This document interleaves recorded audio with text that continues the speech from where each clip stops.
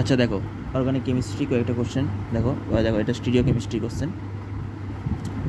এখানে মনে করো CH3 আছে, এখানে C2H5 আছে, C2H5, এখানে আছে হাইড্রোজেন, এটা OH, এটা H, এটা OH।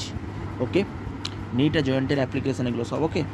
এটা যদি আমি বলি এখানে 1 নম্বর আছে, আর এখানে একটা কম্পাউন্ড দিয়েছে তোমাদের, বলো এটা এই কম্পাউন্ডটা দিয়েছে OH আছে, OH আছে, এটা H আছে, এই দিকে আছে আমাদের C3, এটা আছে আমাদের C2H5। ওকে, তাহলে এই দুটো আমাদের হচ্ছে কোন স্টিরিও আইসোমার কী হবে বলো? এই দুটোর মধ্যে কী আমাদের সম্পর্ক আছে? স্টিরিও আইসোমারের সম্পর্ক কী? স্টিরিও আইসোমারিক সম্পর্ক মানে এরা এনান্সিওমার হবে না হোমোমার হবে না ডায়াস্টিওমার হবে না আইডেন্টিক্যাল হবে বলতে বলেছে। ওকে, আইডেন্টিক্যাল মানেই হোমোমার। দেখো এখানে যদি আমরা দেখা যায় যে এইটার যে কনফিগারেশনটা, এটার মান হচ্ছে আমাদের, এটা কী হয় S কনফিগারেশন হয়, তাই তো? আর এটা কী হবে? R configuration. RS নোমেনক্লেচার থেকে তোমরা বুঝতে পারবে ইলেকট্রোনেগেটিভিটি দিয়ে। যেমন একটা আমি দেখিয়ে দিচ্ছি, দেখো এখানে এটা SR, এখানে SR, এইটা আমাদের R আর S হবে। আমার যে থিওরি, আমি যে থিওরিতে পড়িয়েছি ওইটা দেখলে তোমরা করে দিতে পারবে। ওকে, যেমন মনে করো আমি বলেছিলাম কি, লো প্রায়োরিটি যদি গ্রুপ থাকে, ভার্টিক্যাল লাইনে যদি থাকে, ক্লকওয়াইজ হলে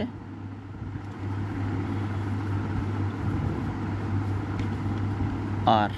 ওকে, কি বলেছি আমি? লো প্রায়োরিটির গ্রুপ যদি ভার্টিক্যাল লাইনে থাকে তাহলে ক্লকওয়াইজ হলে আর। আবার যদি আরেকটা কি, এই দুটো সূত্রের মধ্যে এইগুলো সব করে দিতে পারে। লো প্রায়োরিটির গ্রুপ, যদি লো প্রায়োরিটির গ্রুপ আমাদের হরাইজেন্টালে থাকে, হরাইজেন্টাল লাইন, এটাকে কি বলেছি আমরা? ভার্টিক্যাল, এটাকে বলেছি হরাইজেন্টাল লাইনে থাকলে তাহলে অ্যান্টি ক্লক হলে, অ্যান্টি ক্লকের দিকে একবারে ক্লক করে দাও, ক্লকওয়াইজ এস। তাহলে আমি কি বললাম? লো প্রায়োরিটির গ্রুপ যদি ভার্টিক্যাল লাইনে থাকে তাহলে ক্লকওয়াইজ হলে আর। দেখো এবারে আমি দেখিয়ে দিচ্ছি, এই যে দুটো, এখানে দুটোই কার্বন কার্বন আছে, তাই তো? এই যে কম্পাউন্ডটা দেখছো এখানে কি, এই দিকে একটা দেখো তো, এইটা আমাদের কি আছে বলো?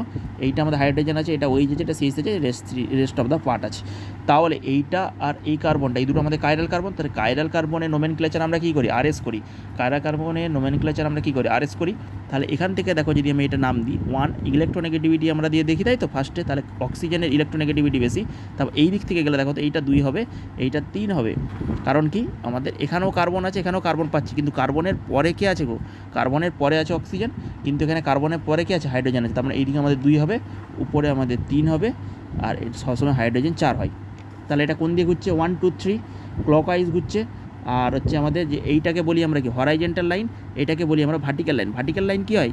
যেটা হচ্ছে লম্ব, এই অভিলম্ব ভার্টিক্যাল লাইন, আর হরাইজেন্টাল মানে হচ্ছে প্ল্যানার লাইনটা।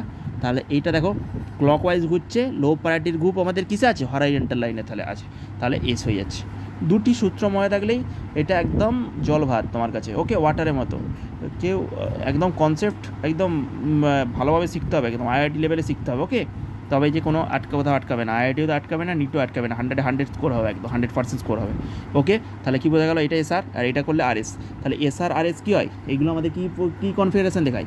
যদি দেখো SR যদি আমরা মিরার নিয়ে নিই তাহলে কী হয়ে যাচ্ছে? RS। একদম মানে কি বলবো, একদম কনফিডেন্টের সাথে শিখতে হবে একদম SR। ওকে, রিয়েল কনসেপ্ট শিখতে হবে একদম, 100% করবে। SR এইটাকে যদি আমি মিরার নিয়ে নিই তাহলে কী হয়ে যাবে? 8টা আগে আসবে SR RS। দেখো এখানে আছে কি SR RS, তাহলে এই দুটো কি? এনান্সিওমার, দে আর এনান্সিওমার। ওকে, বোঝা গেছে? এনান্সিওমার হচ্ছে আমাদের, হচ্ছে এখানে অ্যান্সার হবে এনান্সিওমার্স। বোঝা গেল? তাহলে এনান্সিওমার মানে কি?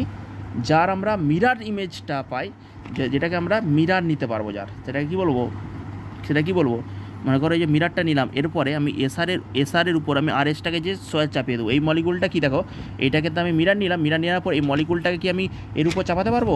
চাপাতে পারবো না, মানে নন সুপার ইম্পসিবল, যেটাকে আমরা চাপাতে পারবো না। এই মলিকুলটা, এটা সিমেট্রি নেই, মানে এই মলিকুলটাকে যখন আমি মিরার নেওয়ার পর এই যে মিরার ইমেজটা হবে এটার সাথে আইডেন্টিক্যাল নয়। এই মলিকুলটাকে ধরো, পুরো এই মলিকুলটা ধরে এর উপর চাপাও, এই মিলবে না।